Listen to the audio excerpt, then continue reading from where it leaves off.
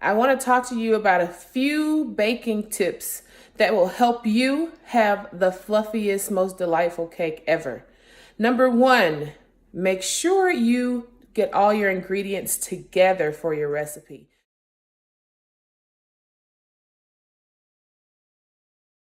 So my recipe calls for grated carrots. I did 6 cups of grated carrots. I separate my flour. Make sure everything is what they call in the chef world mise en place.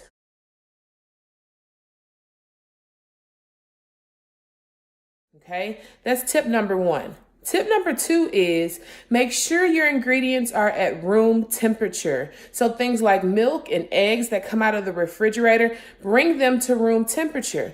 You know, when things have come out of the refrigerator, they have this cold barrier around them, and you're putting them into a hot oven, you are going to have a barrier that's going to alter the way your food cooks. So it's best to bring items to room temperature to have better results.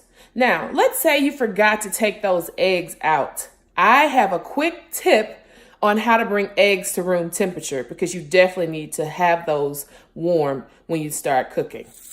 To get those eggs to room temperature, put them in a container and fill them with some hot tap water and let them sit on the countertop for about 5 minutes. And voila, you have room temperature eggs in 5 minutes. Another thing that will ensure that your cake will come out perfect is make sure you crack your eggs into a separate container versus putting them directly into your batter.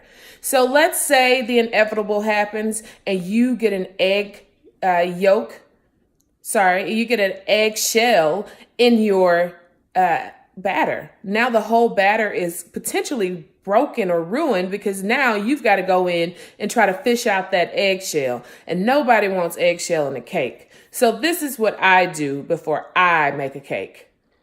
One good thing to remember when cracking eggs is you only want to hit the egg shell once on a hard surface and then separate them into separate containers. I hope you all appreciated my one-hand egg cracking. I'm pretty proud of myself for that. So what I do is I continue with all my eggs into one container separately, like I said, to ensure that the shells don't get into the batter. And my last thing I'd like to tell you is make sure that when you are measuring items, be it your cups or your teaspoons, tablespoons, you want to make sure that those are leveled off instead of heaping mounds. So I'm going to show you a few photos of what you should do when it comes to measuring. Make sure you level it off.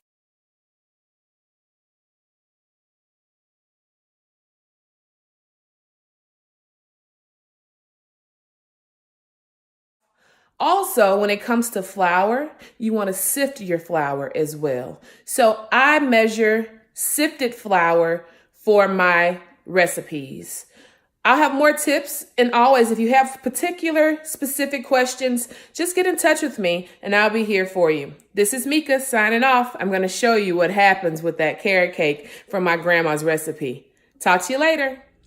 So after we've gotten everything prepped, the first step is going to be to make our wet mixture. So this is the eggs, the sugar, and the oil. I'm going to beat it on high for like 2 minutes. So it's going to get loud, but I'm going to let you see what happens initially, and then we'll come back. Get started slow because it can splash out. My mixer has a splash guard, so I'm going to add that now. We're going to crank this baby up, and we'll be back.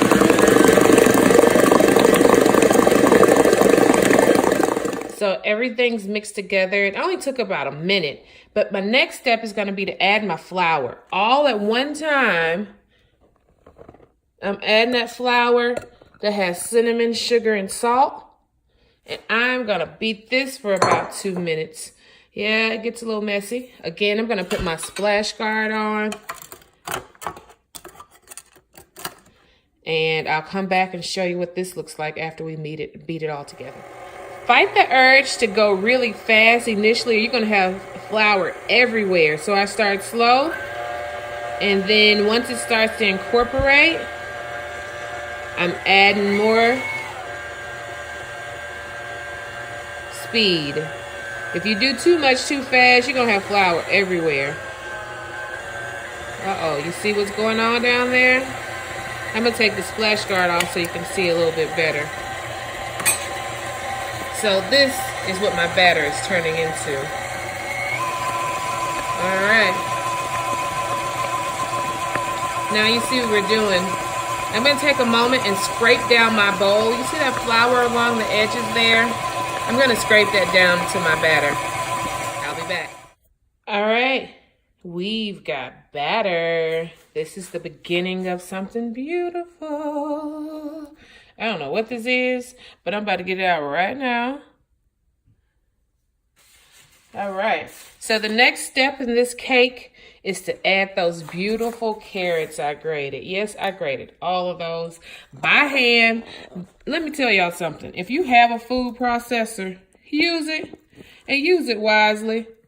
I just so happen to be in between food processors because I'm trying to decide on which one is going to be the best for what I do on a daily basis or when I'm cooking. So I haven't decided on one. If you have any suggestions, let me know because I'm definitely in the market for a new food processor.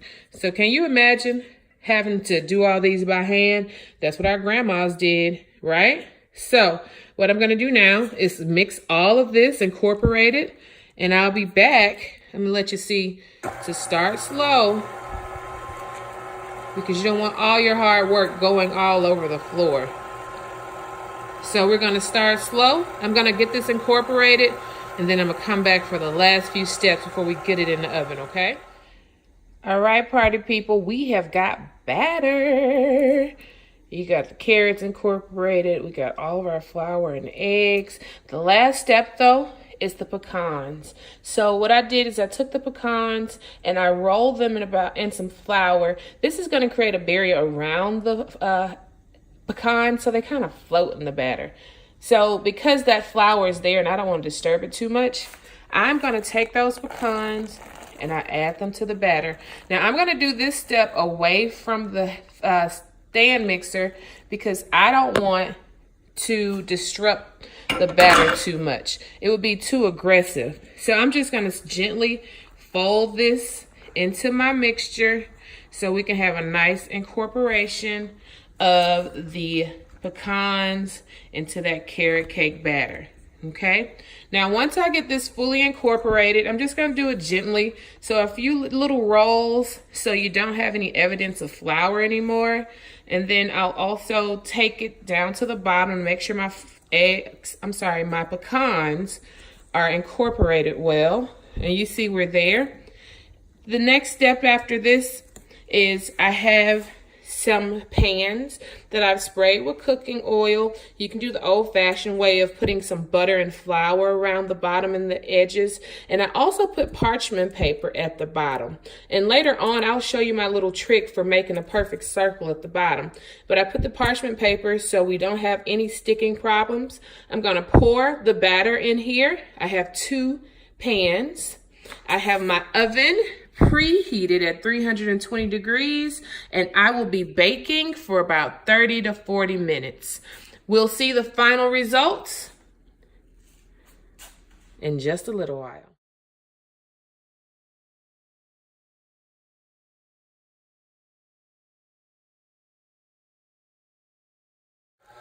Okay, everybody, the last step to a delicious carrot cake is the cream cheese icing.